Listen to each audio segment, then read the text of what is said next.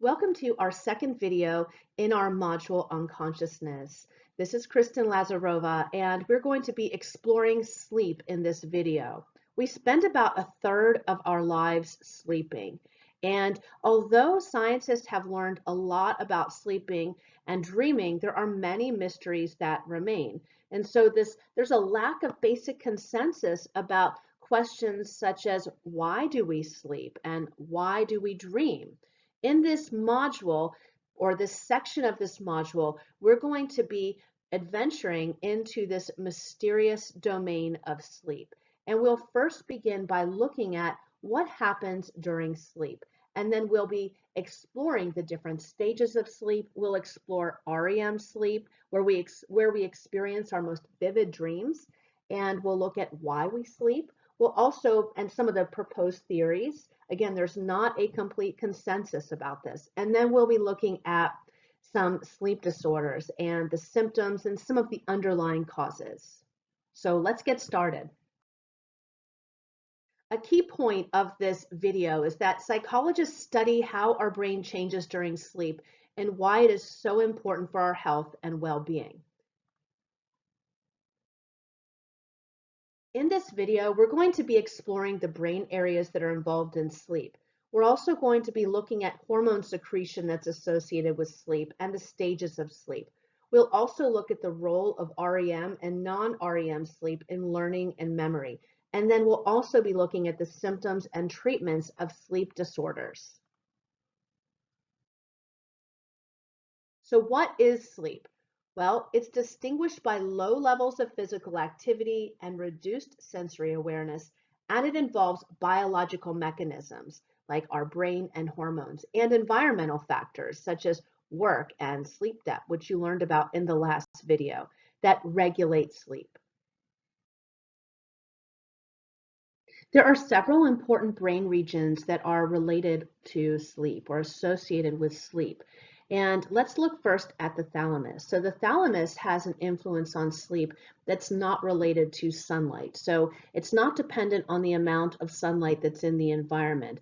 And the thalamus has an effect on our circadian rhythms and also affects the production or secretion of melatonin. And if you'll remember, melatonin is that hormone that promotes feelings of relaxation and plays a very important role in promoting sleep. And in the hypothalamus, we have the suprachiasmatic nucleus. And if you'll remember, the suprachiasmatic nucleus is affected by the amount of light that is in our environment, and it regulates our sleep-wake cycles. And then we also have the pons. Now, the pons, as you can see in this image, it's part of the brainstem, and it's involved in the control of sleep cycles and the regulation of deep sleep. And we'll be looking at deep sleep and what's happening during deep sleep and its importance. It's also responsible for inhibiting your large muscles from moving during sleep. So in other words, you can thank the pons for preventing you from flailing around while you're asleep and having very vivid dreams. So without the pons, we might act out everything we were dreaming about. Now, I want to mention the pons is responsible for a multitude of other functions. And actually, like other structures in the brainstem, if we didn't have the pons, we actually couldn't survive. But it does play a very important role in the regulation of deep sleep and inhibiting the large muscles from moving during sleep. I want to go back also to melatonin and point out to you that melatonin, of course, does promote relaxation. That's a very important function, but it's also important in promoting some of the changes in brain waves that we see as we move through the stages of sleep. And then, of course, you learned about the pineal gland, which is responsible for secreting melatonin. And it's the pineal gland that's receiving messages from the suprachiasmatic nucleus about the amount of light that's in the environment. A variety of hormones, including melatonin and cortisol and growth hormone, just to name a few, they vary across the 24-hour day, and they're highly regulated by the circadian and sleep-wake cycles. There's evidence that suggests that these hormones and others in that they, along with physiological rhythms like our body temperature that you learned about in the last video, that they play a role in sleep organization and that they can also be affected by sleep and a lack of sleep. So when someone's not getting enough sleep, these hormones can be adversely affected, and additional hormones can be adversely affected as well. And if we think about hormones that are related to reproduction and play an important role in reproduction, these can be negatively affected if a woman is not getting enough sleep. You've learned about melatonin. Let's take a moment to look at cortisol. Cortisol is known as a stress hormone, and cortisol has a daily 24-hour rhythm, and it's highest in the morning, usually at around 9 o'clock in the morning. Of course, this is an average, and then it gradually begins to rise throughout the second half of a person's night's sleep. And it begins a more rapid rise around the time you're waking up. And like I said, peaking at about 9 o'clock. So you'll see that at around, as you go to sleep at night, it's going to be fairly low. And then throughout the night, it's going to rise. And then again, and in the morning, for most people at around 9 o'clock, it's going to be at a pretty high point. And so then from that point on, cortisol makes a gradual decline throughout the day, reaching its lowest levels for most people at around midnight. So because of this, cortisol is playing a very critical role in our sleep-wake cycles, stimulating wakefulness in the morning because it's a stress hormone, and stress hormones like cortisol, they're going to make you more alert. They're going to help to prepare you for times of danger when they're very high. So it's a hormone that's going to make you more alert. So it's stimulating wakefulness in the morning, and then it continues to support alertness throughout the day, and then it gradually drops to allow the body's own internal sleep drive and other hormones like melatonin to rise and help bring about sleep. But if I am chronically stressed, then I may have higher than normal levels of cortisol, which then can make it difficult for me to feel that sense of relaxation and can make me very alert. So you can think about how, of course, when we know we're stressed, it can lead to rumination, where you're thinking a lot about things at night, making it difficult to go to sleep. But there can also be hormones that are affecting your ability to fall asleep, hormones like cortisol. So doing things to help to reduce your cortisol levels can be helpful. So before going to sleep, not just right before going to sleep, but a couple of hours before going to sleep, doing some relaxation exercises. There are plenty of free apps that are that you can download on your phone that can help to promote relaxation, that include things like deep breathing or visualization. Doing things like meditation can be helpful, or just reading a very calming book, not doing things that are going to be stressful and make you worried, because again, that's going to lead to that increase in cortisol, which can have a negative effect on your ability to sleep. Let's take a moment to look at growth hormone. And so growth hormone plays a very important role in child development. It also is important in adults, so that if there are deficiencies in growth hormone, this can have a negative effect on health and well-being. So human growth hormone is thought to help in promoting positive sleep and overall positive quality of life, and also just in general promoting good health.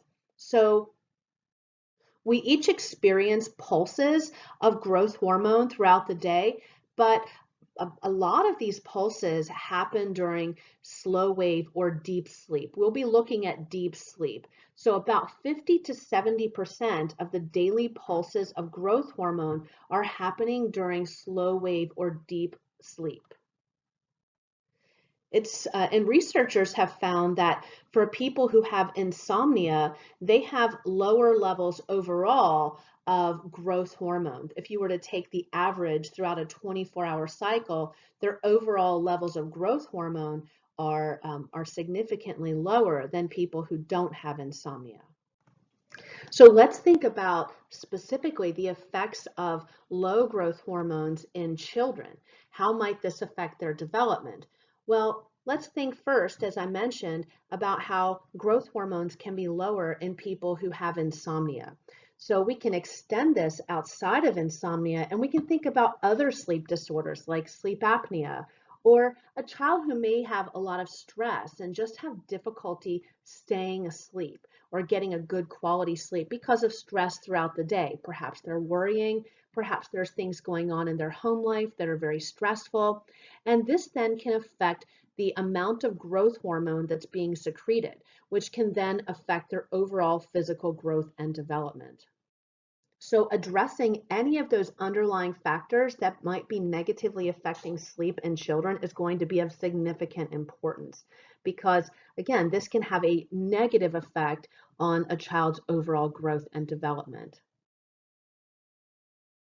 So I've mentioned to you deep sleep, and you heard me mention REM, and many of you are probably familiar with these phrases. Maybe non-REM and REM are phrases that you have familiarity with, or maybe you're familiar with specific stages of sleep. So sleep has several different stages that can be differentiated by the patterns of brainwave activity that occur during each stage. In the last module, you learned about the EEG. Well, the EEG, which is measuring brain waves, this can be a method by which we can identify what state of sleep or stage of sleep a person is in. The EEG is one of several different devices that can be used to determine how our bodies are responding to sleep. And as I mentioned, it tracks brain waves, which, as you can see in this image, vary in their intensity or their amplitude. In other words, the height of the wave, and also their speed or their frequency. In other words, the wave cycles per second. When you're awake and alert, your brainwave pattern is dominated by fast, low amplitude beta waves. And you can see that here in this image. As you close your eyes and you relax in bed, you enter a state of relaxed wakefulness. And in this state, your brainwave pattern is dominated by slower rhythmic cycles that are called alpha waves. When people sleep, the EEG shows that they progress through several distinct stages of sleep that, as you can see here, are characterized by different brainwave patterns. There are two main phases of sleep. We have what's called NREM or non-REM. In other words, these are the stages that are not REM. So these would be stages 1, 2, 3, and 4. And then our other phase is REM. We're going to be looking at each of these phases. And specifically within non-REM, we're going to be looking at each of the stages and their characteristics.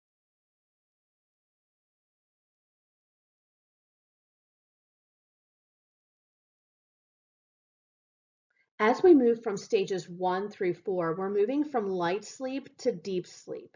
It's in stage 1 sleep that the brain waves become small and irregular with varying frequencies. If you look at the image on your screen, you'll see that the green brain waves, that is stage 1 sleep. And you'll see that they're becoming small. They're smaller than the one above in blue, which is when we're in an awake, relaxed state, and they're with varying frequencies. And it's at this time that the sleeper can be easily awakened and might not even realize that they were sleeping. So it's a transitional phase. We experience slowed breathing, slowed heart rate, slowed muscle control, and we also have what are called alpha waves and theta waves. And we're moving from alpha waves, perhaps at the very beginning of stage 1 sleep, into these theta waves where we're getting into that relaxed state. Now, stage 2 sleep begins about 2 minutes after stage 1 on average, and it's characterized by bursts of brainwave activity that are represented by spindle-shaped waves, and these are called sleep spindles. And if you look at this image, the purple brainwave, you'll see where they are highlighted for you, the spindle waves. And so this is the random bursts of activity. People spend more than half of their sleep time in stage 2.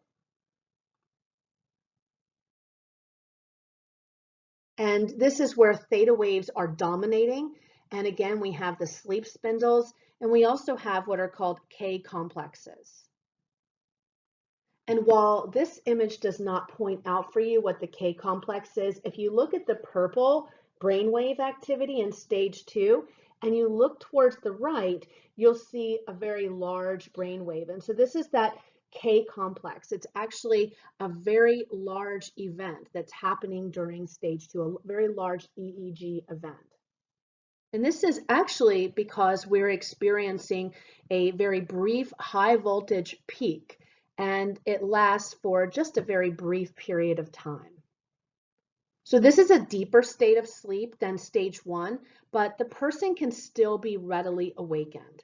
So if you're tired and you want to take a nap, your best bet is to not go past stage 2, because as you move past stage 2 and go into stages 3 and 4, you're moving into what is called deep sleep or slow wave sleep. So this is a deeper stage of sleep. And what it's characterized by are the appearance of large, slow brain waves that are called delta waves. And you can see those that are illustrated here in this image. You'll see where with the pinkish purple color in stage 4, those large, slow brain waves. And it is during this period of sleep that it's very difficult to wake the person up. And the distinction between stage 3 and 4, although I've put them together here in this course because it's a deep state of sleep, and I'm not asking you to identify distinct differences between the two, but just for your own interest, the distinction between stages 3 and 4 is based on the proportion of delta waves. And so if you look at the image, you'll see here that there's a lot more of these slow brain waves that are taking place in this image of stage 4 versus stage 3. REM sleep, also known as rapid eye movement, it's the stage of sleep where your eyes are darting about under your closed eyelids. After stage 4, you as the sleeper will briefly go back up through stages 3 and 2. And then from there, you're going to enter REM sleep. REM, as many of you probably know, is the stage that's most closely associated with dreaming. This is where our dreams would be the most vivid, they might have the most emotional intensity, or be the most fantasy-like. Dreams also can occur, though, during stages 1 to 4. And remember, stages 1 through 4 are collectively known as non-REM sleep. But generally, our dreams that are during these earlier stages, 1 through 4, they tend to be briefer and less frequent, and they're more thought-like than those that have those vivid visual images. The brain is becoming more active during REM sleep, and this is why it's sometimes called active sleep. So our brain is very active, and the reason is because this is when our brain is needing to remember and make connections. So we have a lot of memory processing that's taking place. So what you've learned throughout the day, you're needing to process those memories throughout the night. And in particular, this is happening during REM sleep.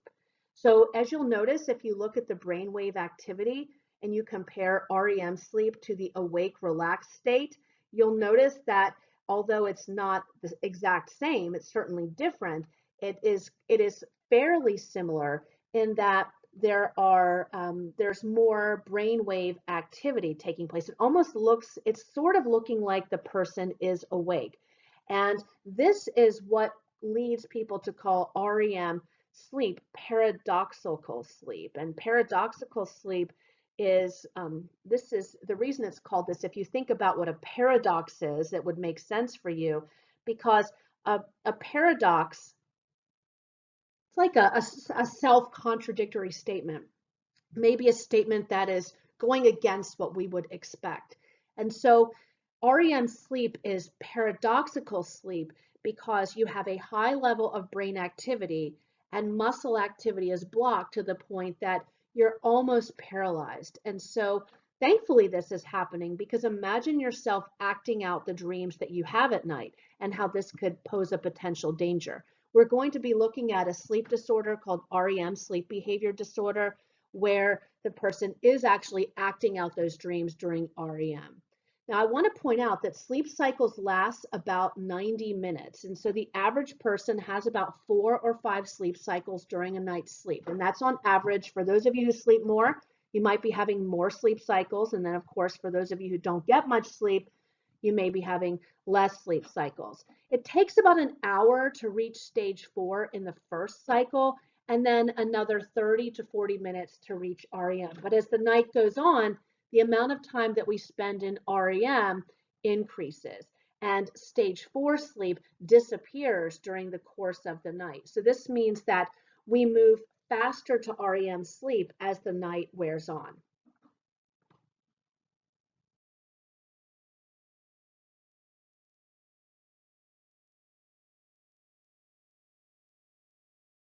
So let's just check to see what you can remember and what you've learned.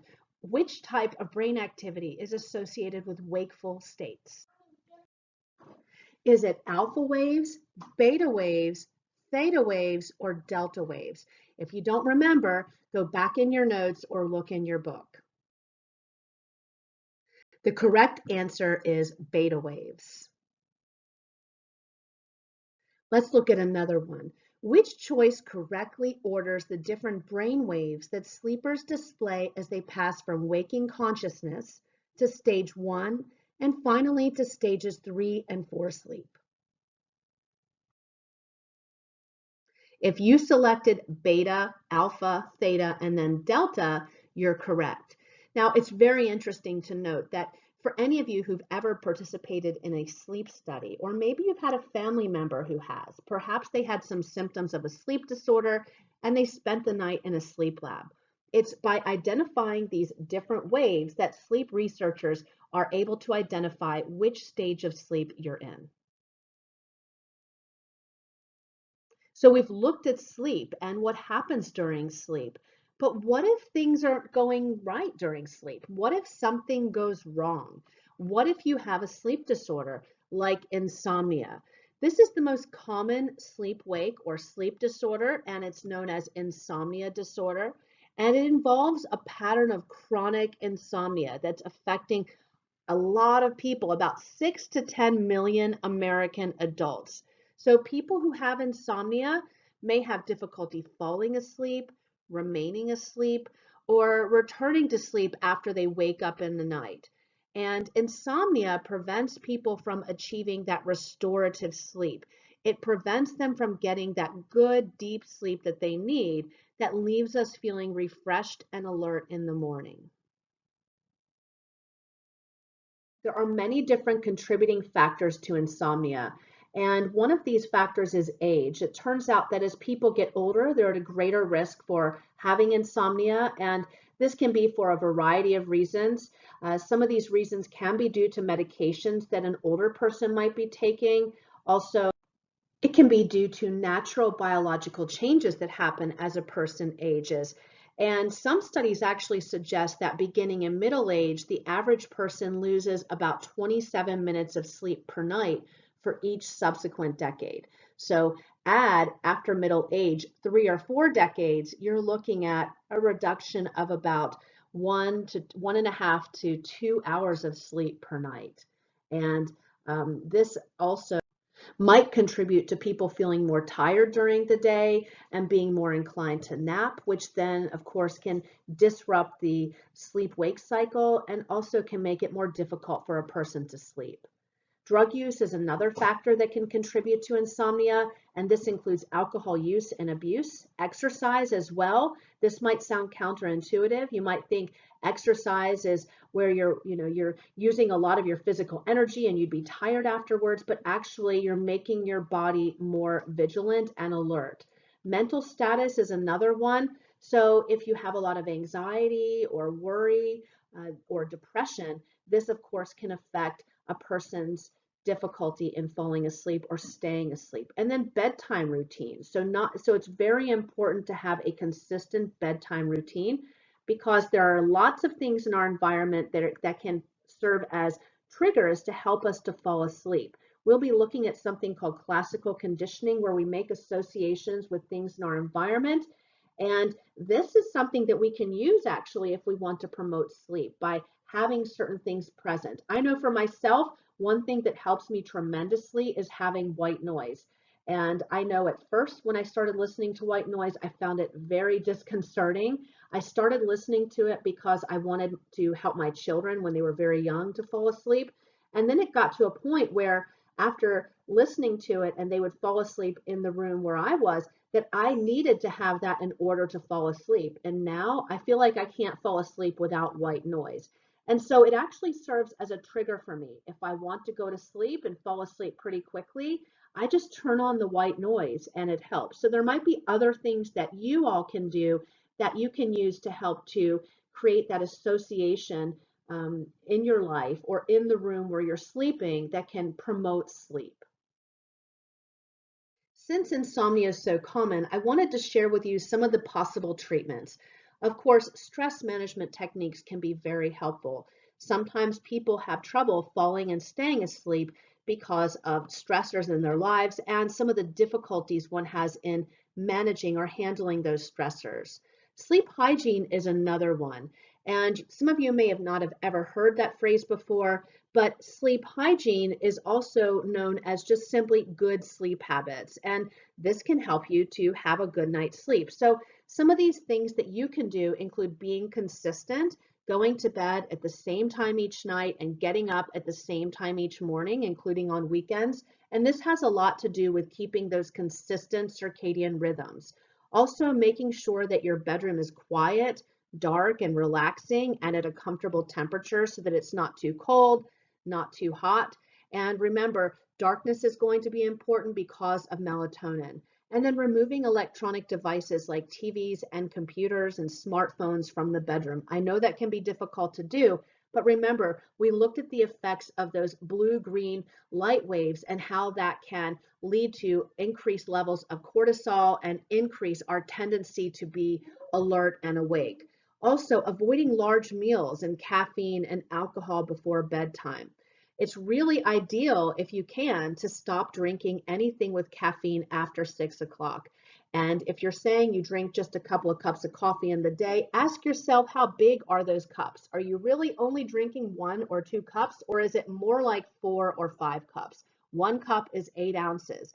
And so by decreasing caffeine consumption and being more aware of how much caffeine we're consuming, we can increase our likelihood of getting to sleep within a reasonable time and staying asleep.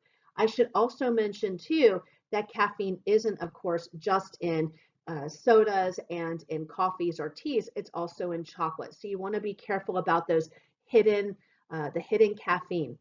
And some people are just more sensitive to caffeine than others. So you may think you're not consuming that much, but it actually may be enough to trigger those symptoms of insomnia. And then getting exercise during the day can be helpful, but again, not right before bed. And this is because you're using that you're using energy and you develop cellular waste products that then become associated with later as those increase with falling asleep.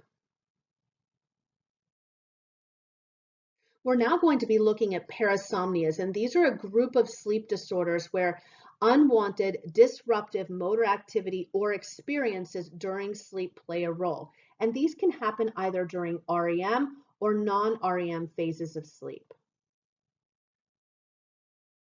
One type of parasomnia that some of you may have experienced, especially during childhood, because we do see it happen more often then, although of course it does happen during adulthood, is sleepwalking. And this is a disturbance of non-REM, and it's characterized by complex motor behavior during sleep. So why wouldn't this be happening during REM? Well, that's because REM is paradoxical sleep. Remember, we are not acting out our dreams. We are essentially paralyzed. There's very minimal movement. If we're moving a lot during REM, that's not typical. That may be then indicative of what I mentioned a couple of moments ago, REM sleep behavior disorder, which we'll be looking at here in a moment. So sleepwalking happens during stages 3 and 4 of sleep, and it's very difficult to wake the person up when they're in this state. It's advisable that if a person is sleepwalking, that you don't wake them up. And it's not because something dangerous is going to happen, but it's because if the person is awakened while they are sleepwalking, this can be very disconcerting and stressful for the person. And the person may then develop a fear of going to sleep, and so then may develop some symptoms of insomnia. So the best thing to do is to gently guide the person back to sleep. And of course, if they're at risk of doing something dangerous, like walking out the door, going outside in the night, then you'd want to be sure to prevent them from being able to do so by having extra locks or blocking the door. And of course, this is even more so the case when we're talking about children, where there are lots of potential dangers around the house that a parent would want to be sure to address if their child's a sleepwalker. Another type of parasomnia is night terrors, and this generally occurs in children. It can occur during other times of life as well, but most frequently in children.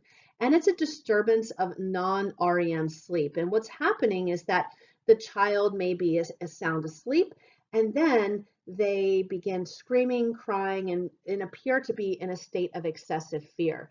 And it may seem like the child's awake, but they're not. They're still in a state of sleep and they will be inconsolable. The next morning, they're not going to have any recollection of this event. It can be very stressful for parents, as especially when they initially experience this for the first couple of times, thinking, what's going on with my child? Why can't I console them? But once they learn that this is not a very uncommon thing for children to experience, that can help to reduce the stress and worry that a parent has.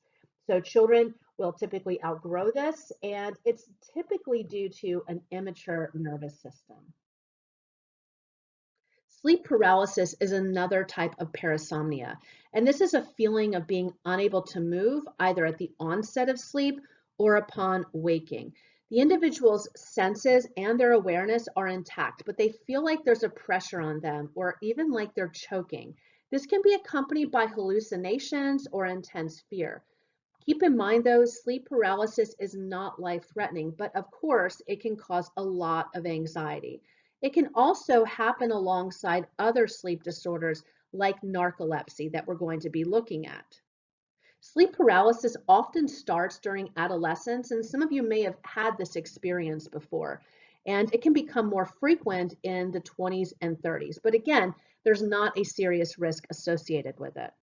Sometimes sleep paralysis can be triggered by stress or sleep deprivation or jet lag. And we talked about jet lag's effect, or we talked about the consequences of traveling across time zones and how it can lead to jet lag and how it can affect circadian rhythms. So we can see that potentially it's the disruption of our circadian rhythms and hormones that may be contributing to sleep paralysis. So think about for a moment what might be causing sleep paralysis. I gave you some things it's associated with, but I want you to think about which stage of sleep is associated with a significant reduction in motor movement, that essential paralysis. So while sleeping, our body is relaxing. But as we move into REM, our voluntary muscles don't move. And of course, remember, this actually can be very helpful. It's very important. If during REM we're experiencing our most vivid dreams, if we were to act those out, it could be very dangerous and we could be injured. Sleep paralysis involves a disruption or a fragmentation of the rapid eye movement cycle. And this makes sense because if you'll remember again, rapid eye movement is that period of state of sleep where we are essentially paralyzed. And so there's a disruption. There's this period where REM sleep is out of sync with the brain. So the person's consciousness is awake, but their body is remaining in a paralyzed deep sleep state, or a paralyzed sleep state, I should say. In a person who has REM sleep behavior disorder, the paralysis that's normally occurring during REM sleep is incomplete or absent, and this allows the person to act out their dreams. So this disorder is characterized by acting out of dreams that are vivid, intense, and even sometimes violent. And dream enacting behaviors could include things like talking, punching, yelling, kicking, sitting in bed, jumping from the bed, arm flailing, and grabbing. Now, I do want to point out that this does not always happen because of drug or alcohol abuse, but for some people, an acute form of this can happen when they experience withdrawal from alcohol or sedative drugs. This disorder is most common in middle-aged to elderly men, and the exact cause is not fully known.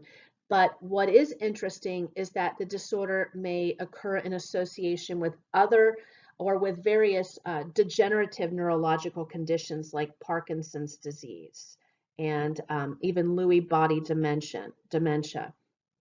So also, like I mentioned, for people who are experiencing alcohol or sedative withdrawal, they're at an increased risk of having these symptoms of REM sleep disorder. Some medications can increase one's risk of developing this as well, like certain types of antidepressants can increase one's risk. Of course, not all antidepressants, but certain types can. Sleep apnea is another type of parasomnia, and some of you may be very familiar with this. You may have a family member who has sleep apnea, or you yourself may have sleep apnea. It's actually a very common condition in the United States, and it's defined by episodes where a sleeper's breathing stops, and these episodes can last 10 to 20 seconds or longer. And the people who have this disorder may not be aware of these repeated disruptions in sleep, but during the day may feel very tired. And if they have a sleep partner, their sleep partner may report that they have a lot of snoring throughout the night. One of the reasons that sleep apnea can happen is because the upper airway can become blocked repeatedly throughout sleep. And this then reduces or even completely stops airflow. And this is known as obstructive sleep apnea. So this is the more common type of sleep apnea. There's another type of sleep apnea, and this is where the brain is not sending the signals that are needed to breathe. And this is called central sleep apnea. So there are sleep studies that are done every day around the United States, very commonly done because sleep disorders are actually very common. And health providers will use sleep studies to diagnose sleep apnea. And when someone is experiencing the daytime symptoms of feeling very tired, and if they have some of the risk factors associated with sleep apnea, which can be being overweight, being male, or having a larger neck, that can put a person at risk. Although I want to point out that there are many people who have sleep apnea that don't have those features or characteristics. And so if someone goes to the doctor, has these risk factors, and feels very tired throughout the day, or even if they're just feeling very tired throughout the day and their sleep partner's reporting that they snore a lot, they may be asked to participate in a sleep study. And during the sleep study, the sleep specialist is going to record the number of episodes of slow or stop breathing, and they're going to be able to, by doing so, they're going to be able to identify the severity of the sleep apnea. They're also going to be looking at the oxygen levels in the blood and if they're lower during these events. So there can be some risk associated with sleep apnea. So while a person can appear pretty healthy during the day, you can imagine if you're repeatedly not breathing throughout the night, that this could have a significant effect on blood pressure. So a person may have normal blood pressure during the day and then at night have hidden high blood pressure, which can increase one's risk of having a stroke.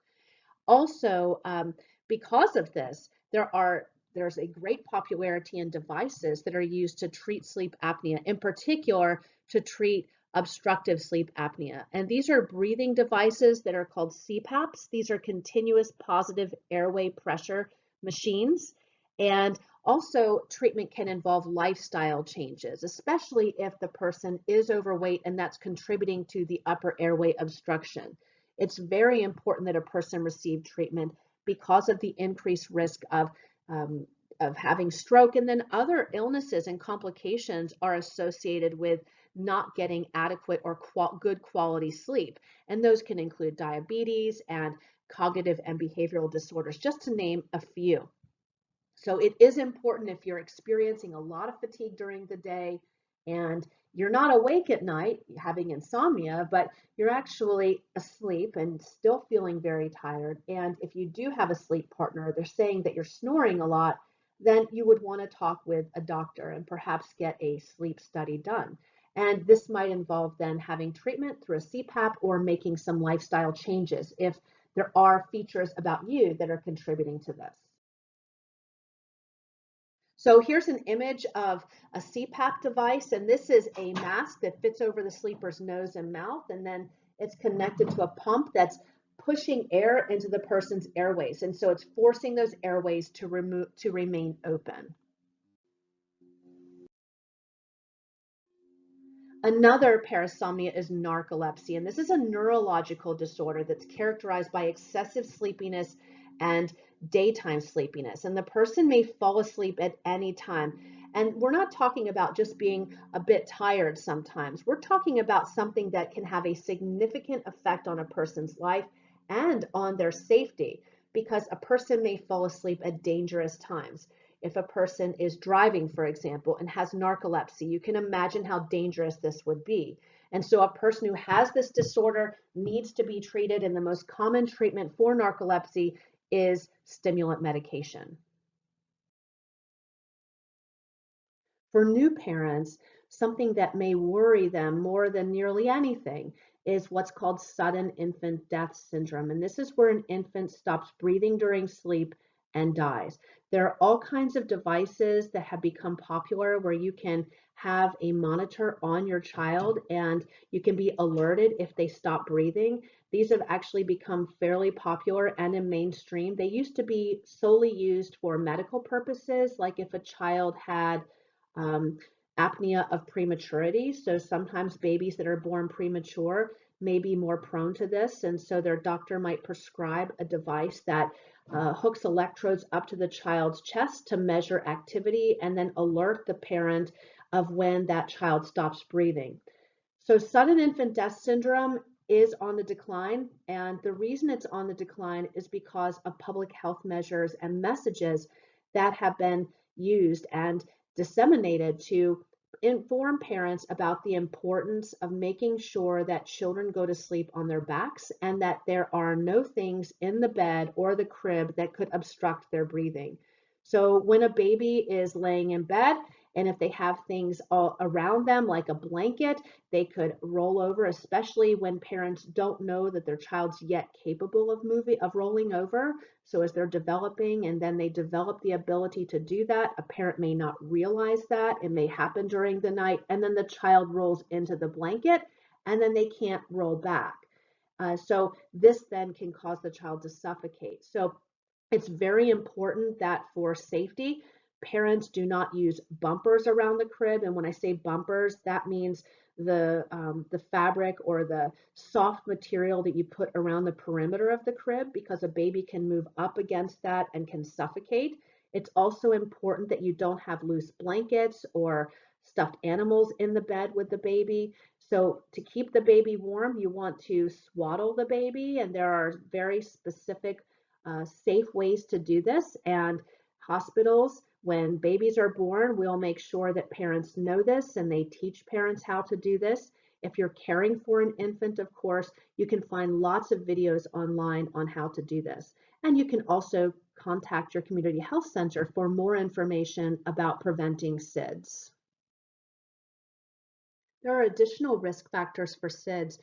One additional risk factor is brain structure differences.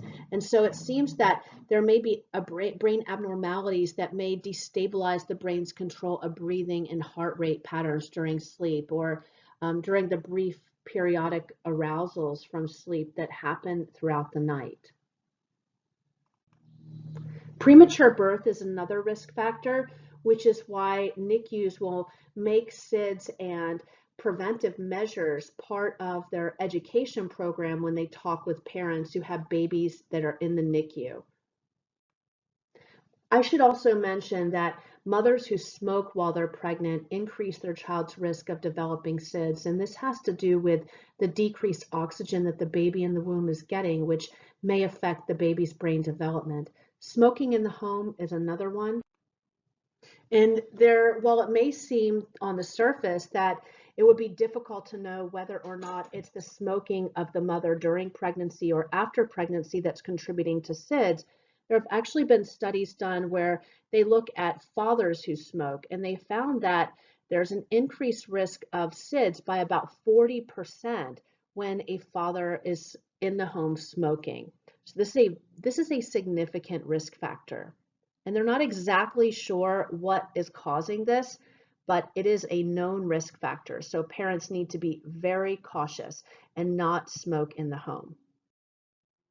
Hyperthermia is another risk factor, and hyper meaning high body temperature, And I had actually pulled up a journal article in regards to this to see what the research has to say.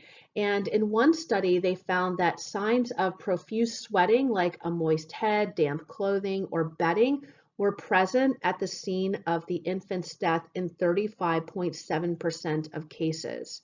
And SIDS victims with signs of profuse sweating were more frequently found under their bedding. And so there's an increase in risk, and they're not exactly sure what it is that's causing this increase in risk, but certainly this is a risk factor, so that parents need to be sure that a child does not have a high temperature in their bedroom. So you want to make sure it's not too warm. It's much better to keep the room cool. You want to also make sure that the child doesn't have many layers of clothing on, and that you are thinking about what's comfortable for you as a parent. So if you think you would feel warm in what your child's wearing, then you need to reduce the amount of clothing on that child so that they're comfortable and safe. And also another risk factor is males. So males are more likely to have sudden infant death syndrome. So you can see that there are some things that we don't have control over, and there are many things that we do have control over that can reduce an infant's risk of SIDS. As I mentioned earlier, making sure that the baby is on their back, that they're not laying on their tummies, which years ago, mothers and fathers used to put babies on their tummies. And this actually is advised against, again, because it seems to potentially increase that child's risk of SIDS. And since we've seen that movement, of what they call back to sleep, we've seen a decrease in the risk of SIDS. Also removing the bumpers in the beds, making sure that there's not loose articles of clothing, stuffed animals, or blankets, and just simply swaddling the baby in a way that is safe so that that swaddle is maintained is going to be very important. Not smoking in the home, that's going to be very important as well. And then doing everything that you can if you're a pregnant woman to reduce the risk of prematurity. There are things, of course, that are out of our control. A mother can do everything right while she's pregnant and still have a premature birth. But there are things we'll be exploring later in our course that put a mother at greater risk of having a premature birth. And so we'll be looking at those. So doing the things that can reduce that risk is going to be very important in reducing the risk of SIDS. And then also another factor, as I mentioned a moment ago, is making sure that the baby is not too warm. We often think that the baby needs to be very warm, and that if we're not doing that, we're not taking care of the child in the way that we need to be, and that the child's going to be very cold and be more prone to getting sick. We know, of course, that cold does not cause viruses. It's actually viruses that cause viruses. But this is sort of this is passed on from one generation to the next often, where we think that a child needs to be very warm. But actually remember, if we're too warm, or if we look at the child and think we'd be too warm, then chances are the child's going to be too warm, and we don't want to increase that risk of SIDS. So keeping that child in a comfortable amount of clothing and keeping the room temperature comfortable is going to be very important as well. So let's check your learning. Many times each night, Claire's airway closes and her breathing stops for 10 to 15 seconds. She wakes gasping. Claire exhibits sleep spindles, somnambulism, narcolepsy, or sleep apnea. If you selected sleep apnea, you're correct. If you couldn't remember, I would encourage you to go back and take a look at sleep apnea. You should also go back and take a look at each of the different parasomnias that we examined in this video, so that you're able to answer application-oriented questions like this. Occasionally, after having been asleep, Jane, who's 4 years old, sits upright in bed, is screaming and crying inconsolably. Ted sometimes acts out his violent dreams. He's even injured himself once or twice. Jane experiences a disorder of blank sleep, and Ted experiences a disturbance of blank sleep. So which is the correct answer? If you chose the second choice, non-REM for Jane and REM for Ted, you're right. The reason it's non-REM for Jane is that Jane seems to be exhibiting the symptoms of sleep terrors, whereas Ted seems to be exhibiting the symptoms of REM sleep behavior disorder. You'll remember that sleep terrors happen during non-REM, and they're more commonly occurring in young children, like Jane, who's 4 years of age. And for Ted, who's experiencing REM sleep behavior disorder, this happens during REM. In this video, you've learned about the brain areas that are involved in sleep. You've also learned about hormone secretion that's associated with sleep and the stages of sleep and their characteristics. You've also learned about the role of REM and non-REM sleep in learning and memory, and the symptoms and treatments of sleep disturbances and problems. In our next video, we're going to be exploring drug use, hypnosis, and meditation.